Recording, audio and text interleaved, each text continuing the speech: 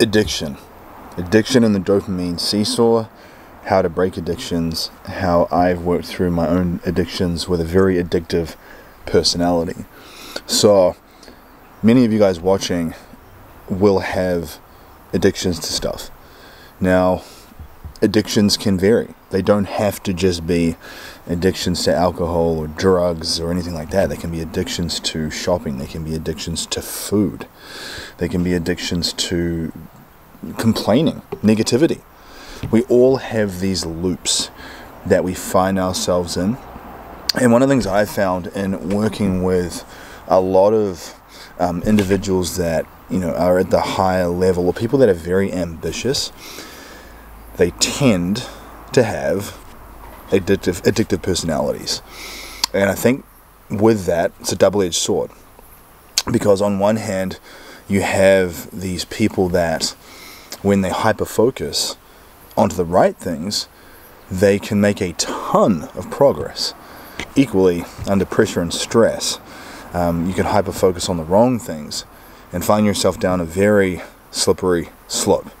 So, those of you guys who know my journey, my story, I came from a place where I was diagnosed with bipolar disorder, severe social anxiety, ADHD, was heavily medicated for over a decade. So I think I have a little bit of knowledge in this area, and now been medication free for 12 years. And I've had to work through a series of addictions and how they've gone through like a shapeshift, essentially a metamorphosis. Early in my life, I'll be 40 this year at the time of the shooting of this video. Early in my life, it was more towards alcohol, drugs, all the super destructive stuff, right?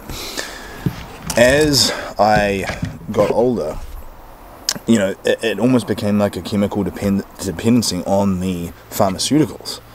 So in many ways, the uppers and downers of the pharmaceuticals I was on was the next addiction. And so that was your Ritalin, which is, for some of you guys it might be Adderall. It was the benzodiazepines, like the Valium, the clonazepams, the diazepams, all these things. Uppers, downers. And so what I find with a lot of people is they stack alcohol with caffeine, and they also stack stimulants like Ritalin or Adderall with benzodiazepines. That's a very slippery slope that you're going to start walking on, because what you'll find is that your energy levels undulate big time, and it really affects your mood and your well-being and just like your general outlook on life. Most people don't realize that a lot of the reason why they don't feel very positive or very good is because of this dopamine seesaw that they find themselves on from the uppers and downers and the roller coaster that you're putting yourself on. See, and I'll also say this: when I got off all my medications and sort of weaned myself over to more of like a healthy lifestyle, the addictions shape-shifted again into food. And for a period of time, I got overweight and fat. And so it kept changing. And then even at a certain point, you sort of notice these little hooks set in, whether it be, caffeine or, just all kinds of things, guys. Like, one of the things that I've really come to realize now is that one's ability to observe your state, recognize what level you're at. Like, are you in a low state? Are you in a sort of neutral state? Are you in a high state?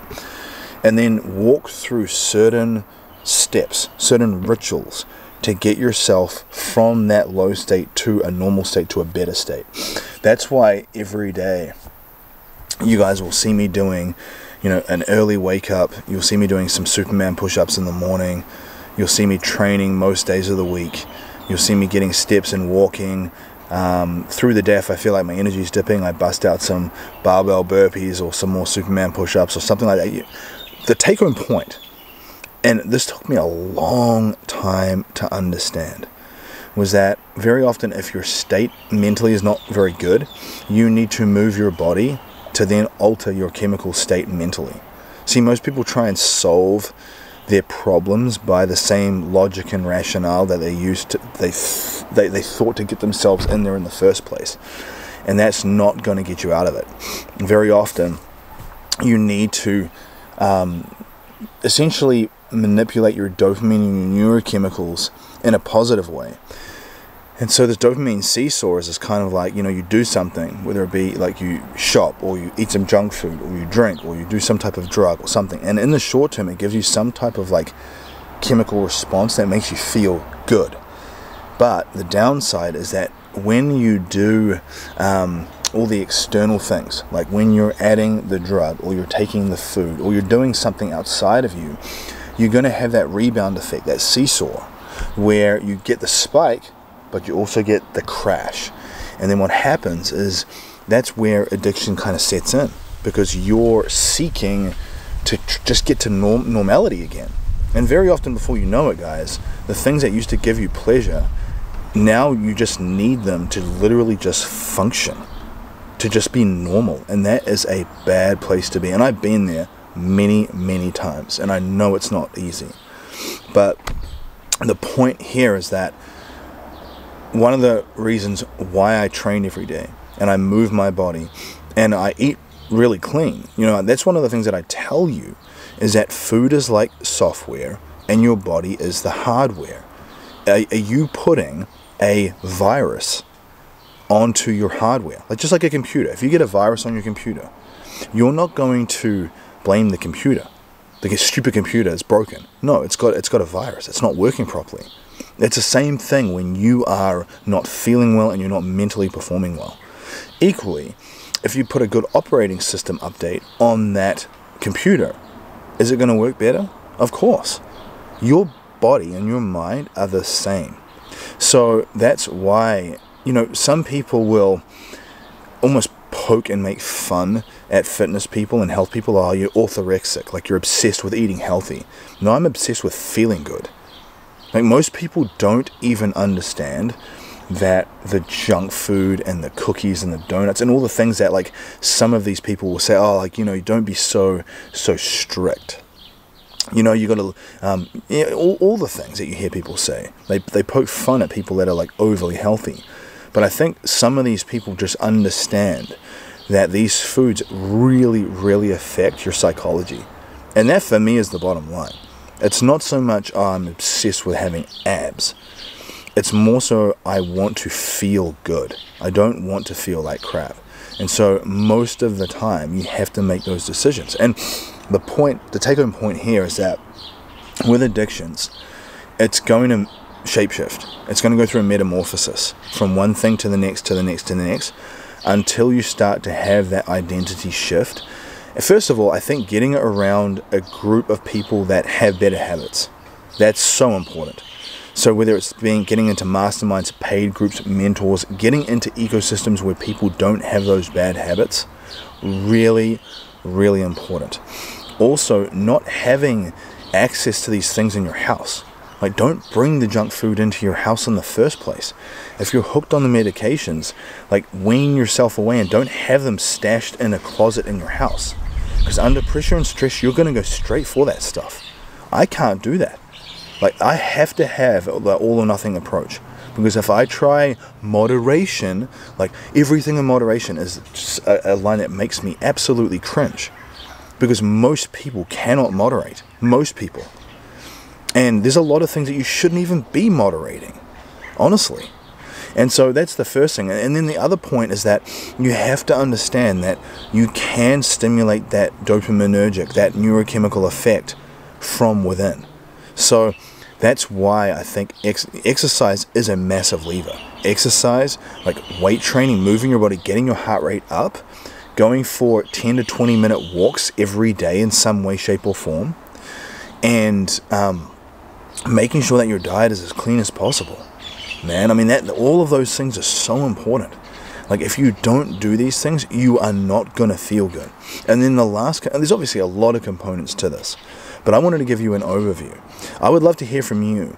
What questions do you have about addiction and shape-shifting addictions, and maybe how I broke a lot of these patterns? Like, what questions have you got? Drop them in the comments. I want to know, so I can literally make more videos specifically pertaining to certain things. Another component is boredom. When you are not fulfilled, when you're not doing things that light you up, and you're not doing something meaningful towards a target in your life, and you're bored, you will fill the time with vices. You'll fill the time with negative shit over and over again. That's why I'm always trying to keep myself so busy. And it's not because I can't sit with myself and I get restless. I love to just be in solitude. I really am more of an introvert. But I recognize that too much time where I'm just idle will crush me. The point being is that you're going to have to identify where it's shape-shifting, and you're going to have to identify, like, when you feel a shame or a guilt around a certain habit, that's your conscience trying to tell you that something is off. So if you feel shame or guilt around food, if you feel shame or guilt around the alcohol, if you feel shame or guilt around the prescription medication use, it's usually because your conscience is calling you to be greater. I would encourage you to pay attention to that. I would encourage you to assess your social circle and the environments you find yourself in. I would encourage you to get a good training and nutrition plan where you are starting to dial in the chemical nature of your body. Otherwise, you're going to always struggle. I would encourage you to focus on optimizing your sleep. And I would encourage you to have a vision for your life. Like, sit down with your partner, sit down with your team, whatever it is, and think about, like, what do you want to create? Like, where are you going in your life? What do you want to do? Because you've got to fill your day with meaningful things. Because if you don't fill it with meaningful things, you will fill it with negative shit. And that's just the take-home point. And remember, I mean, a big part for me, like I said, I don't post all the stuff that I post on stories on Facebook and Instagram and on my accounts to be a blowhard. I post it and I do it because I recognize that it's the only way I'm able to balance my neurochemistry without leaning on external substances. It's been a hard road, guys. It's been a hard road. I have a lot of addiction in my family. And there's many people in my family, 30s, 40s, 50s, 60s, and they still battle with it today. They are still not being able to overcome it, unfortunately. And I often think to myself, someone has to be the cycle breaker. Someone in your lineage has to break the patterns. So is it going to be you? I would challenge you to rise. Because if you don't do it, who is going to? Be a cycle breaker. See your addictions.